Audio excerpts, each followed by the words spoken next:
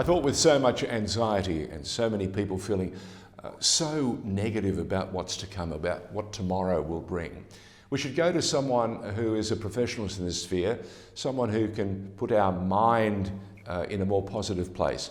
She's a transformational coach, a hypnotherapist. Her name is Julie Demsey, and she joins us via Zoom from Manly in Sydney. How are you, Julie? Good morning, George. Great to see you. Thanks for having me on. It's been ages since we last spoke. There was so much we discussed at the time, and I just thought, with so much going on around us, with so much negativity, you might be the right person to talk to today about mindset and just how important it is to each and every one of us. Can we continue that theme? Absolutely. Setting our mindset, first of all, being aware of our mindset and where it's at is really important. There's so much change and uncertainty in the world right now. And I'm speaking with a lot of clients and a lot of people in general, and I'm noticing some shifts and trends. At first, it was just fear about what was going on and the unknown. And in the last 2 weeks, it's really been shifting. I think people feel that they're settling into a new way of being, but at the same time, it's unsettling. So they're starting to feel very snippy and short-tempered about everything that's going on. That short temper that you're talking about has certainly reared its head in Victoria, where the conditions are even harsher. The restrictions that have been imposed by the state government have really taken a toll. And we're seeing people, there's this wave of civil disobedience. I was going to say unrest, but we're not quite there. We're actually seeing people now, anti-maskers, anti-vaxxers, all manner of people standing up and saying, no, we don't like what's going on. We don't want to be held back. This is a democracy.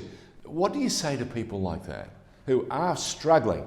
I mean, they feel this noose around them. Now, it's not a noose, but it certainly feels that way for a great many people. Yeah, it's a tough one, George. Those people are really hard to communicate with on a really positive level. The people I'm communicating with are more often the folks who are just feeling a little bit of unsettlement.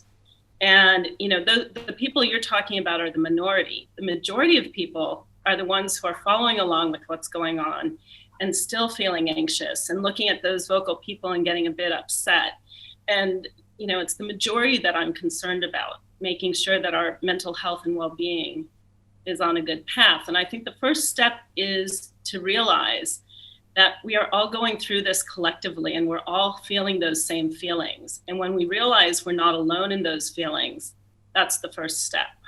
Is it also important, Julie, to understand that it's all right to feel like this? Is that also another aiding tool or something we should take on board? Very, very much so. If we are telling ourselves every day we have to be positive every minute of every day, that puts a lot of pressure on us. So it's important to notice when these other feelings come up and be able to sit with them and feel them. And then when we've gone through the appropriate amount of time really digesting what we're feeling, doing the different exercises and things that we can do to be positive. I'm finding there are a lot of people who feel like others have it worse off than I do, so I shouldn't be feeling bad. Yeah. And the reality of the matter is each one of us has our own issues that we're grappling with. And we need to take those seriously, and we shouldn't feel guilty because somebody else has it worse and feel like we shouldn't be feeling those feelings too. It seems to me, and especially in the Melbourne marketplace, there's a great feeling of it's Groundhog Day. How do you break that routine? And then, of course, you have business that is striving to get ahead, to get some purchase. And the challenge is the rules keep shifting every other day. You can do this, you cannot do this.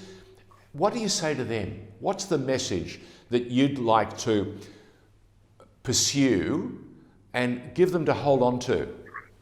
Yeah, you know, it's really important to ground yourself in a good self-care practice. We hear this all the time, but getting enough sleep, getting enough exercise, eating the right foods, meditating, making sure we're taking time out to laugh with others. We've got some people who are isolated alone and feeling very lonely, so make sure you reach out. You've got others that are in a house together and feeling very cramped, so you've got to find some time to be able to get away on your own.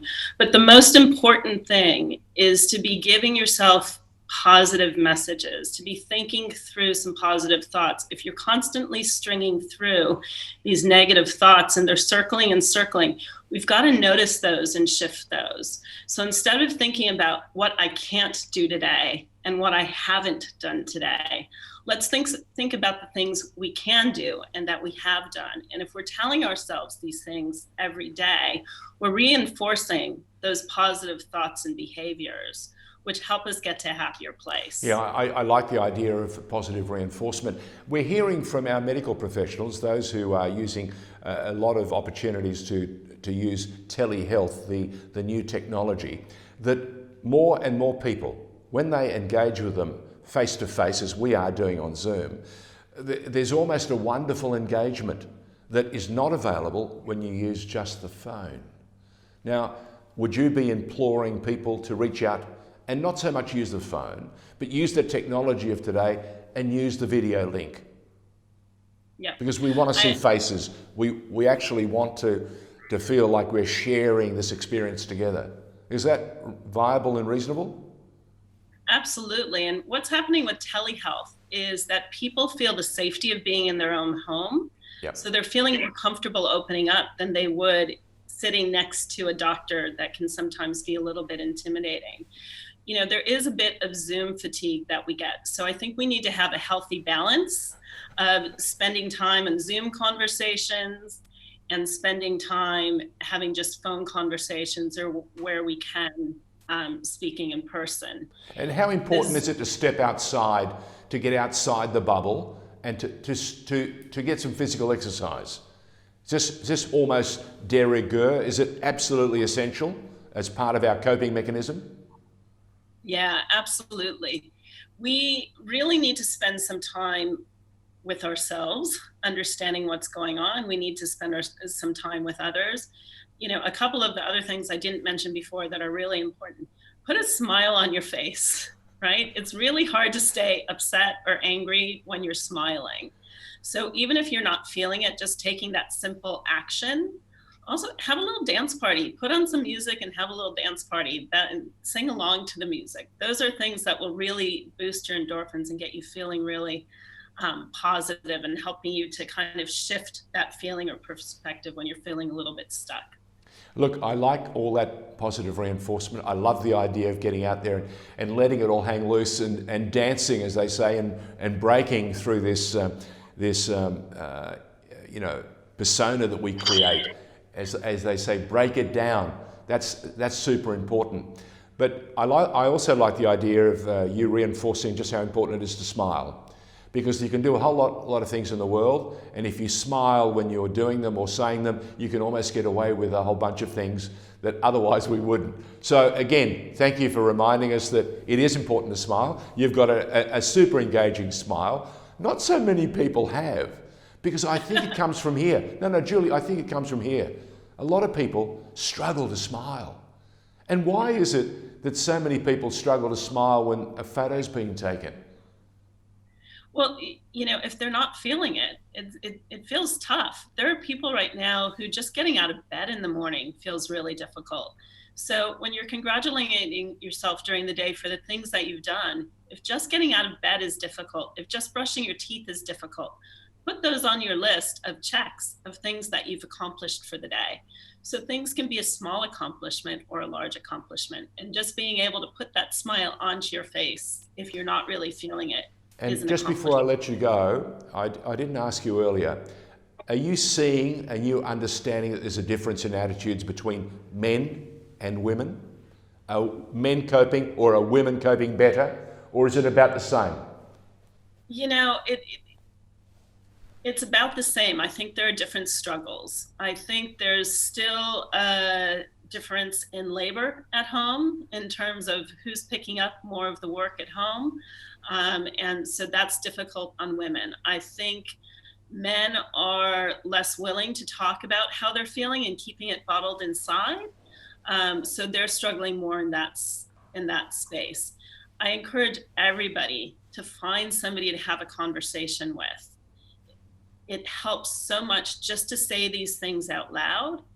That's why I love the work I'm doing from a coaching perspective, because I'm that safe place that people can come to and have that conversation. And just voicing it unburdens a person tremendously. Then being able to break it down and see how we can move forward together is really important. So find a friend, a loved one, a coach, a mentor, wherever you can. Just make sure you're getting that support you need. Call a hotline. If No, we call our super coach, Julie Demsey. Thank you so very much for joining us on The Informer. Thanks for having me. It's been a pleasure.